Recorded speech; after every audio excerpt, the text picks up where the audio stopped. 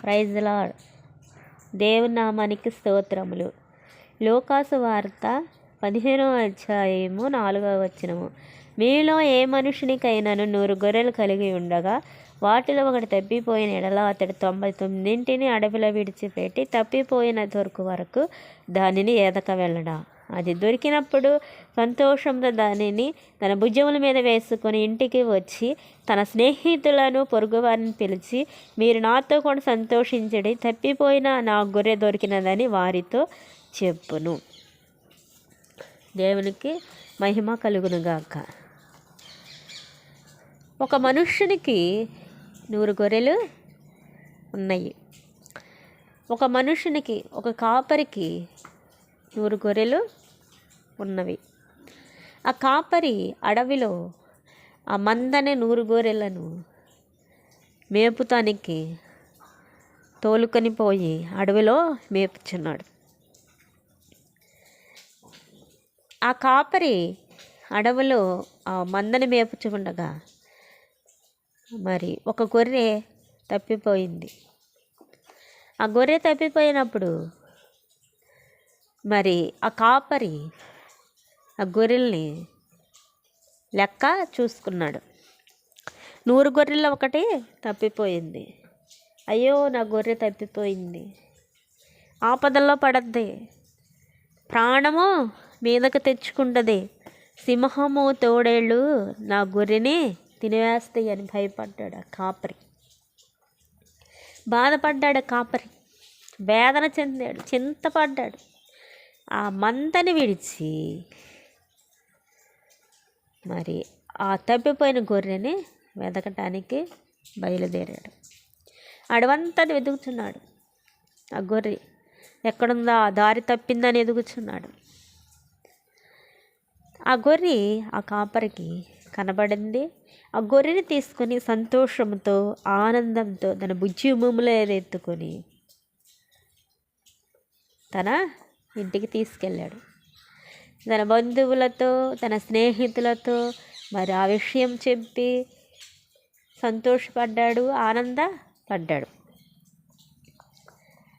దేవుడు, ఇదిగో నీ భారము నేను మోస్తాను, నీ ప్రయాసము నేను మోస్తాను, నీ పనుల భారం నా మీద మోపు, ప్రయాసపడి భారం మోస్తున్న సమస్త జనులారా నా యుద్ధకి రండి, మీకు విశ్రాంతిని నేను ఇస్తాను అని దేవుడు మాట్లాడుతున్నాడు. గొర్రె అనగా దేవుడు విశ్వాసితో పోల్చాడు. గొర్రెల కాపరి సావకుడిగా దేవుడు పోల్చాడు. గొర్రెల మంద అనగా ఒక సంఘముగా దేవుడు పోల్చాడు. దేవుడి లోకానికి సర్వాధికారి, అధిపతి, నాయకుడు, ప్రభులకు ప్రభువు, రాజై ఉన్నవాడు, రానై ఉన్నవాడు, సర్వాధికారి. ఈ సంఘాన్ని కాపరి నడిపిస్తున్నాడు. సంఘాన్ని ఆత్మీయతలో నడిపిస్తున్నాడు. ఈ సంఘాన్ని కాపరి, నాయకుడు సంఘాన్ని ఆత్మీయతలో నడిపిస్తుండగా ఒక విశ్వాసి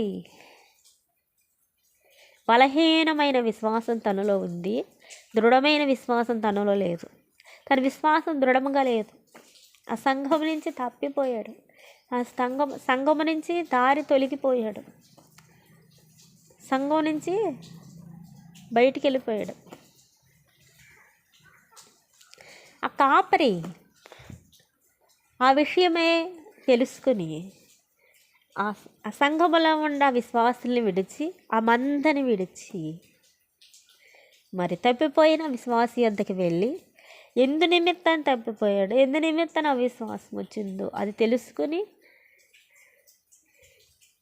బలహీనమైన విశ్వాసాన్ని తనలోంచి తీసేసి దృఢమైన విశ్వాసం కలిగేటట్టు ఆత్మీయతతో బలపరిచి, ఆదరించి, ఓదార్చి, దేవుని వాక్యంతో బలపరిచి, దేవుని వాక్యంతో ఓదార్చి, దేవుని వాక్యంతో కట్టబడి తనను బలపరిచినట్లయితే అవిశ్వాసి, అయ్యో నేను పాపినని మారు మనసు పొంది రక్షించబడతాడు. మరల తిరిగి దేవుని సన్నిధికి వస్తాడు. ఆ సంఘములో మళ్ళీ చేర్చబడతాడు. మారు మనసు లేని నీతిమంతులు కంటే ఒక మారు మనసు పొందిన పాపి రక్షించబడదు. దేవదూతల సహితము సంతోషిస్తారు, ఆనందిస్తారని దేవుడు మాట్లాడుతున్నాడు. నేనును ఆనందిస్తాను, నేనును సంతోషిస్తా.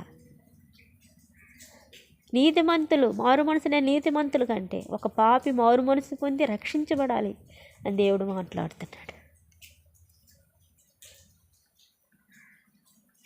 అవిశ్వాసి బలపరచబడి మరలా సంఘముకు చేర్చబడతాడు. ఈ దినమున సహోదరి సహోదరుడా, నాతో నీతో మాట్లాడుతున్నాడు దేవుడు. నీవు ఈ దినమున దేవుని సన్నిధికి దూరం అయిపోయావేమో, దూరంగా వెళ్ళిపోయావేమో, దేవుని సన్నిధికి, దేవుని సహవాసానికి దూరముగా ఉన్నావేమో, ప్రార్థనకి దూరముగా ఉన్నావేమో, సంఘానికి దూరముగా ఉన్నావేమో, సేవకి దూరముగా ఉన్నావేమో. దేవుడు నీతో నాతో మాట్లాడుతున్నాడు. ఈ దినమున మాట్లాడుతున్నాడు. అయ్యో, నువ్వు తప్పిపోతే నీకు శ్రమలు వస్తాయి. సాతాను నీలోకి ప్రవేశిస్తుంది. సాతాను అనేకమైన ఆపదలు నీకు పెడతాడు అని దేవుడు మాట్లాడుతున్నాడు. ఈరోజు నువ్వు దూరం అయిపోతే, సంఘానికి, సేవకి, ప్రార్థనకి, సహవాసానికి నువ్వు దూరం అయిపోతే, ఈ దినమే నువ్వు సరిచేసుకుని విశ్వాసాన్ని బలపరుచుకుని దృఢపరచుకొని రక్షించబడి మారు మనసు పొంది మరలా దేవుని ఇంటికి, మరలా దేవుని సన్నిధికి నువ్వు చేర్చబడితే దేవదూతల సహితం ఆనందిస్తారు. నేను ఆనందిస్తాను అని దేవుడు మాట్లాడుతున్నాడు. Praise Lord. దేవునికి మహిమ కలుగును గాక. ఆమేన్.